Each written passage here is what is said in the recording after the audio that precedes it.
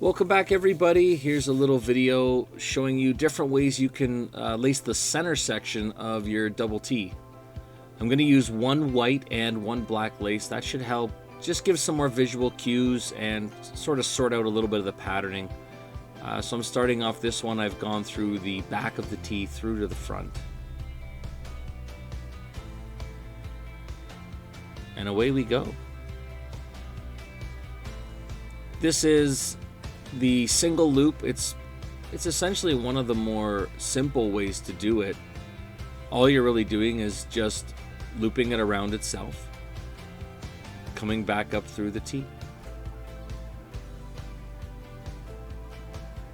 You'll notice too with this type of loop that the white lace is staying on its own side and the black lace is staying on its own side.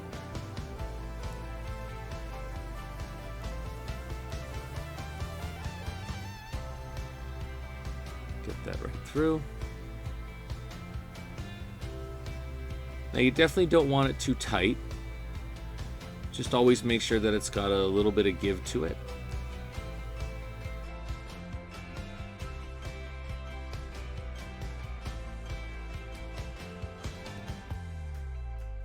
The idea being that you want the pocket to sort of open up as the puck hits. That's all part of absorbing the impact, or it's all part of cradling the puck as it goes into the glove.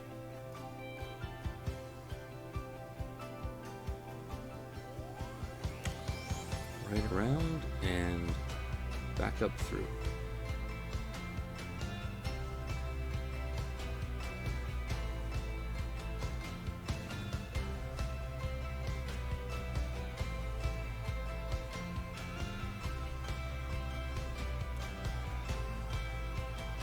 So as you can see, as we get this going, you'll notice just how much space there is in between the loops.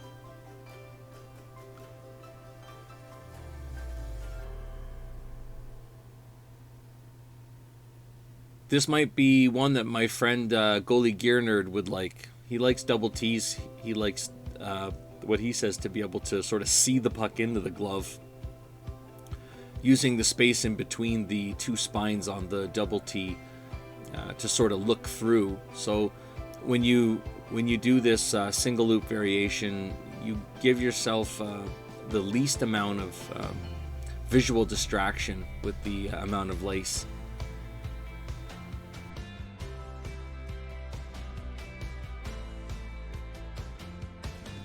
And not that there's going to be a lot of interference, realistically speaking, but this just gives it an even more look.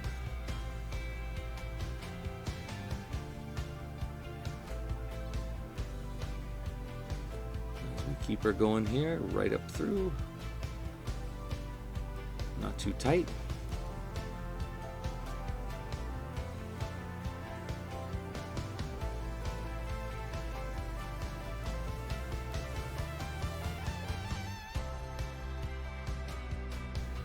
Okay, well, let's just jump to the end a little bit here. Here's my last one.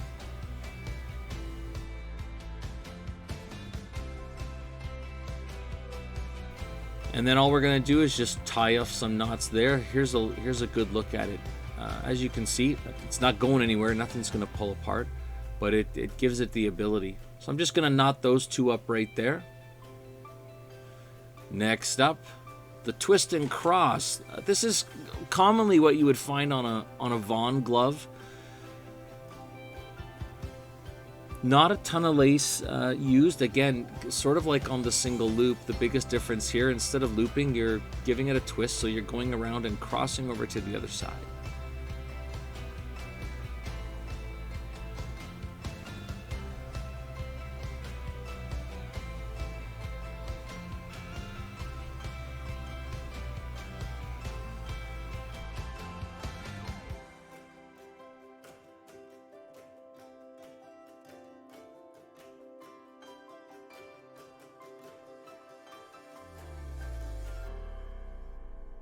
So the one thing I do really like on this one is that it is simple, but at the same time it's a little more wound than the single loop. I just feel like that gives it that much more of a cradle, without overdoing it, of course. So there you go. Just an over-under twist.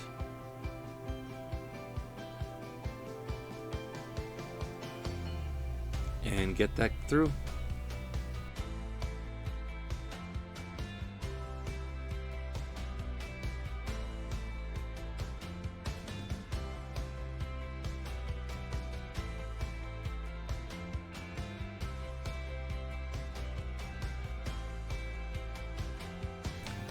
And you'll see here that we are crossing over this time. Ooh.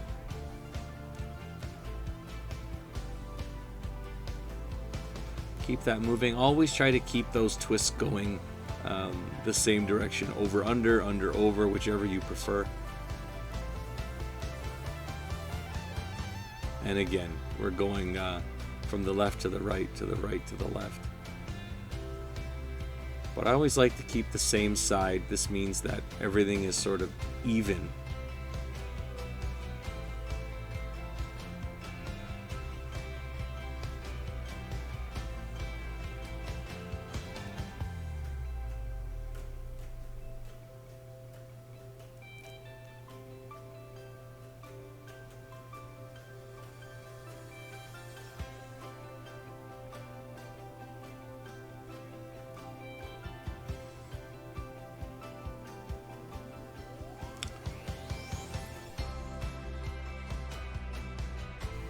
So you should start to see this come together the way it is.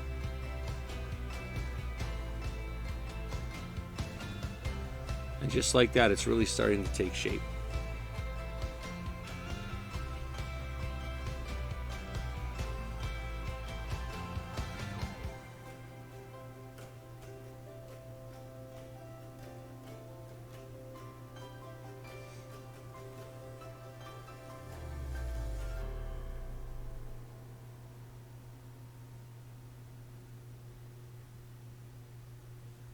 Okay, so again, we're all finished here.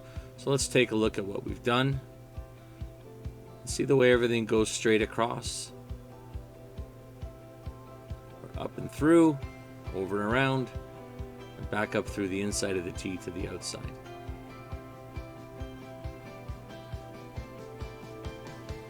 All right, this is the one that I showed on the pocket lacing video that I did. This is the hook, twist, and cross.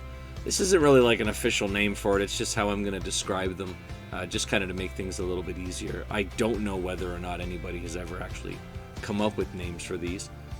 This is what you'll commonly see on Brian's gloves, and I think there's a lot of Bauer gloves that have this too. It's probably my favorite. So we're going to loop back on itself. Now there's no twist here because this is the first side, so we're just doing the first loop and then going across.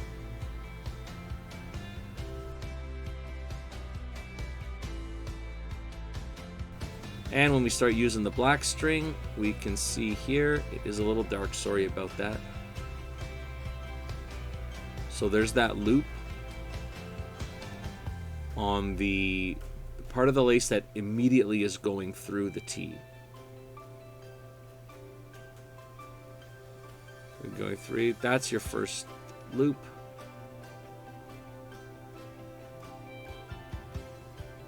And then that's going to get twisted around.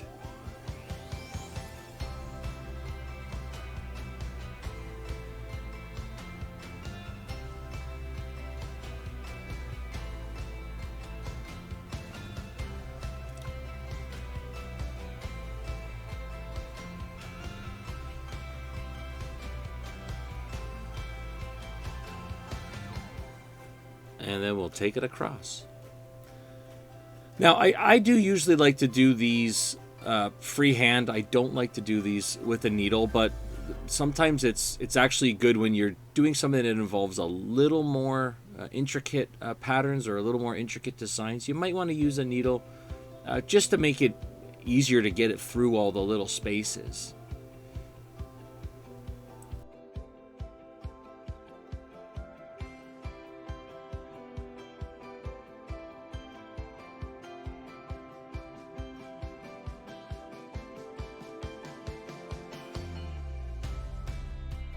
On this tee, there's some reinforcement running through each of the spines, and they do shift a little bit over time as the glove starts to break in. So this one, the holes weren't all lining up, so if you'll see, there are some spots where it was actually a little bit tricky just to get it through. Now if you do use the needle, then that's a whole lot easier. But I think it's just a little easier to show what you're doing without using the needle.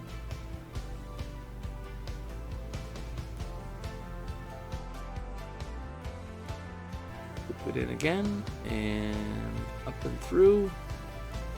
Good. And same thing, just like always, we're not really trying to pull any of these tight. We do want that puck to hit, and we want it to open up as part of the cradling of the puck.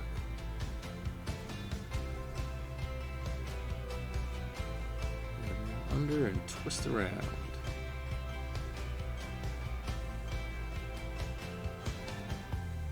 This one was lots of fun to do. I hope you're enjoying it.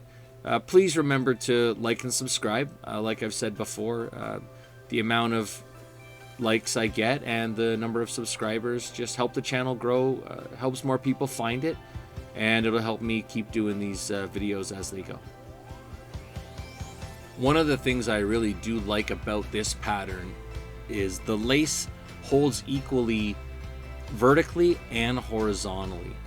You'll see, because the hook that goes around itself before the twist on the other side lace, it just means that all the impacts get evenly distributed throughout the whole tee and throughout the balance of the lace. And I just think that is the most effective for breaking that impact, for really cradling that puck nicely.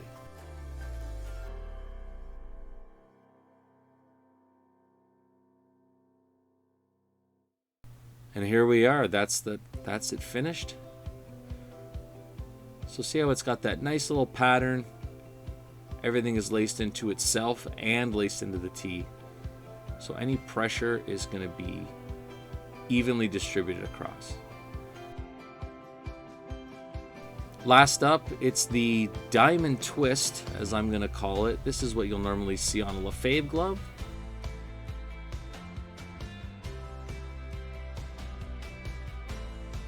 Certainly the most intricate looking of the patterns.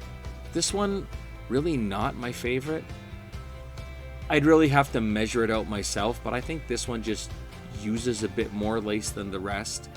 And I think because of the way the pattern goes, I think it probably holds the tee the stiffest. Now, like I've said on most of the other ones that we're doing, I really like it when the pocket can open up a bit. I like it when the impact of the puck spreads everything apart. That adds to the cradling effect.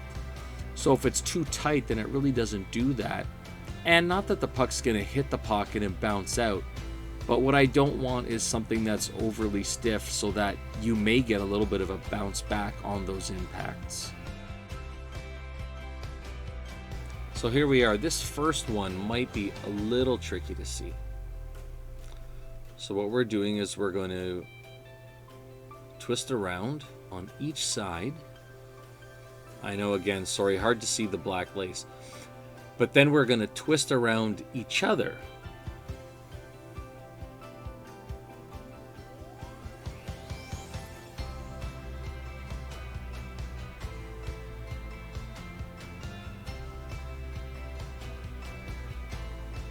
You got that? So give it that twist. And now we go back up through the tee.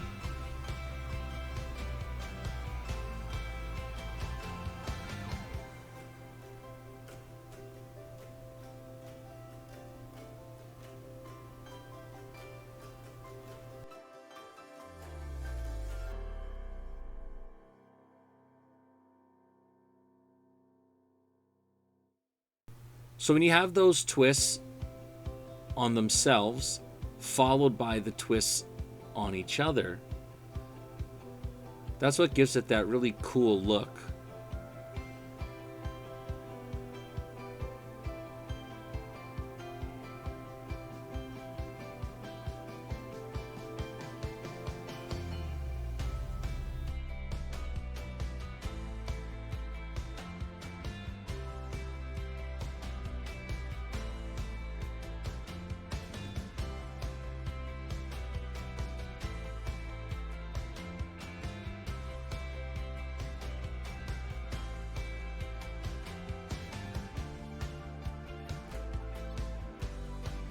So white over black for the twist.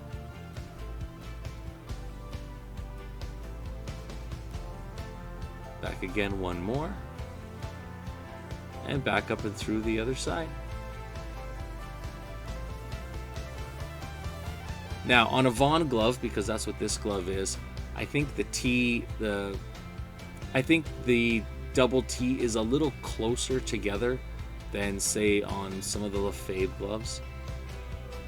So this pattern doesn't quite work as well. And again, this may be one that you would probably maybe want to use the needle on.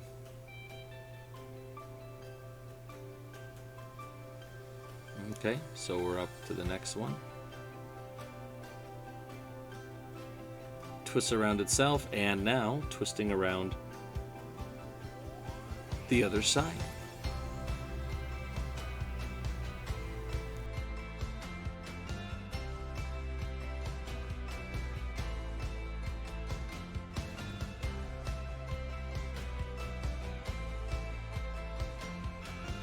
And there's the diamond right there.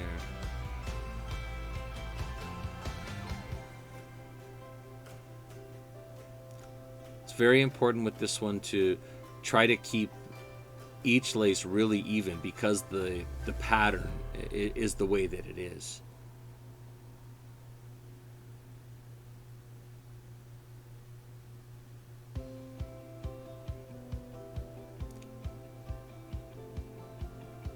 So again,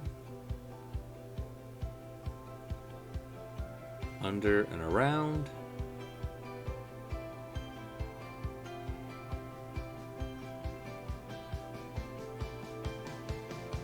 Under and around again.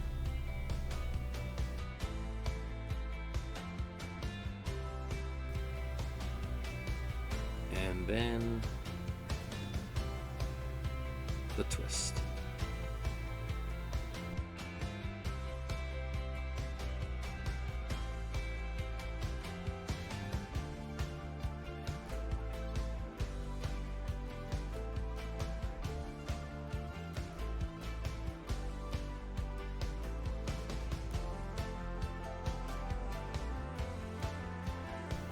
Remember too, while you're doing this pattern, to try to keep everything as even as possible and always try to keep the loop lengths the same. That's going to make the pattern turn out as nice as possible.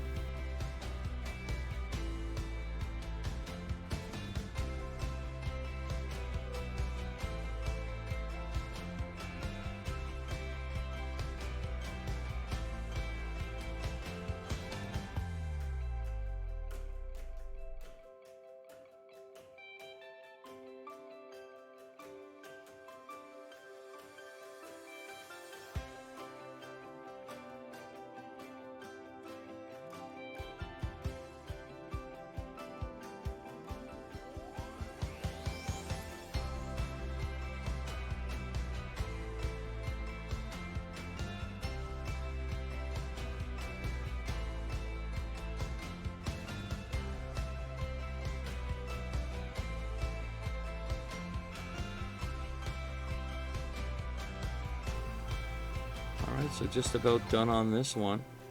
So there you see the twists on themselves, then the twists on each other. And then as you look in the middle of each, it makes a small diamond.